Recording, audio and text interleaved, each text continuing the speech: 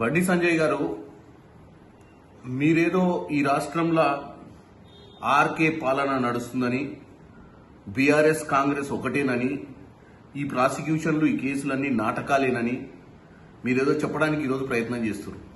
నేను ఒకటే అడుగుతున్నా మిమ్మల్ని, ఈ రాష్ట్రంలో మీరు ఆర్కే పాలన నడుస్తుంది, రేవంత్ రెడ్డి కేటీఆర్ పాలన నడుస్తుంది అంటారు. అసలు ఈ రాష్ట్రం 2014లో వచ్చిన తర్వాత మిగులు రాష్ట్రంగా ఉన్నటువంటి ఈ రాష్ట్రాన్ని అప్పుల రాష్ట్రంగా దోచుకొని పోయినటువంటి ఆ రోజున టీఆర్ఎస్ పార్టీకి మద్దతు ఇచ్చిందే బీజేపీ.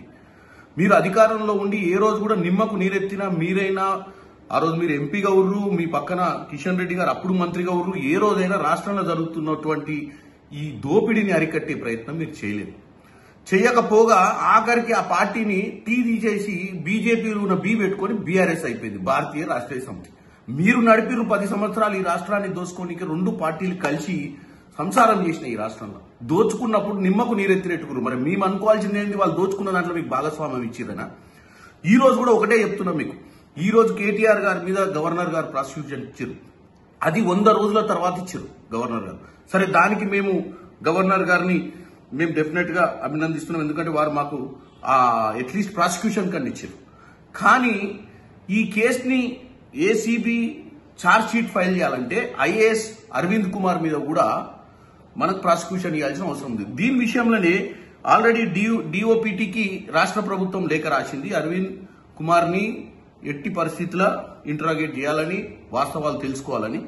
కానీ బీజేపీ ఏం చేస్తుంది ఇప్పుడు? మళ్ళీ కావాలని చెప్పి ఈ యొక్క గవర్నర్ మీద ఒత్తిడి తీసుకొచ్చే ప్రయత్నం ఇప్పటిదాకా చేశారు. ఇప్పుడు కేటీఆర్ మీద ప్రాసిక్యూషన్ కి అనుమతించిన తర్వాత అరవింద్ కుమార్ ని దీంట్లో చేర్చడానికి, ఆయన మీద డిఓపిటి వాళ్ళు పర్మిషన్ ఇవ్వడానికి కూడా ఆపే ప్రయత్నం చేస్తున్నారు.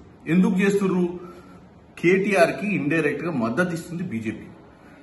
ఇకపోతే కేటీఆర్ గారు ఇది లొట్టపీస్ కేసు, ఆ కేసు ఏం బిక్కుటో పీక్కోమని చెప్పిండు కదా, మా ఇంటికి బిక్కునే పరిస్థితి కూడా లేదు మీరని ఇప్పుడు కేసు కట్టినాం. మరి కేటీఆర్ గారు కూడా దీనికి సమాధానం చెప్పాలి. ఎందుకంటే ఉట్టిగానే ఇప్పుడు కక్ష సాధింపు చర్యలు, కేటీఆర్ లాంటి హైదరాబాద్ సిటీని గ్లోబల్ సిటీగా మారుస్తుంటే కేటీఆర్ ని ఇరుకున పెడుతున్నారని చెప్పి హరీష్ రావు గారు అంటారు. నేను ఒక్కటే చెప్పాలనుకుంటున్నా బీఆర్ఎస్ పార్టీ వాళ్ళు, ఈ రోజు కేటీఆర్ నిజంగానే తప్పు చేయకపోతే ఈ రోజు ఏదైతే ఎంక్వైరీ జరుగుతుందో దానికి సహకరించాలి.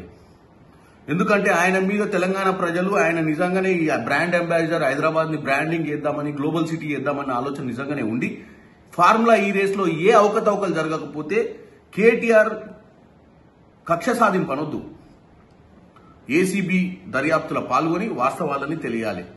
రెండోది, బండి సంజయ్ గారు మీరు చిల్లర మాటలు బంద్ చేసి ఇమీడియట్ గా ప్రాసిక్యూషన్ కి ఆయనను అరవింద్ కుమార్ ని కూడా మీరు ప్రాసిక్యూషన్ కి అనుమతించారు. డిఓపిటి మీద మీరు ఒత్తిడి తీసుకురావాలి. అంతే తప్ప మీరు కావాలని కాంగ్రెస్ పార్టీని, బీఆర్ఎస్ పార్టీ ఇప్పుడు బీఆర్ఎస్ అయింది, కాంగ్రెస్ పార్టీ బీఆర్ఎస్ పార్టీ ఒకటని చెప్పే ప్రయత్నం చేసినా తెలంగాణ ప్రజలు నమ్మరు.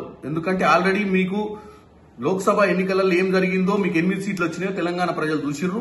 మొన్న జూబ్లీహిల్స్ ఎన్నికల్లో కూడా మీకున్న ఓట్లను మీరు ఎవరికి దానం చేసిరో కూడా చూసిరు. కాబట్టి ఈ పిచ్చి మాటలు మానేసి బండి సంజయ్ గారు మీరు వీలైనంత మట్టుకు పైన ఒత్తిడి తెచ్చి ఈ యొక్క ఎంక్వైరీని సజావుగా జరిగేటట్టు గవర్నర్ మీద ఒత్తిడి రాకుండా చూడండి.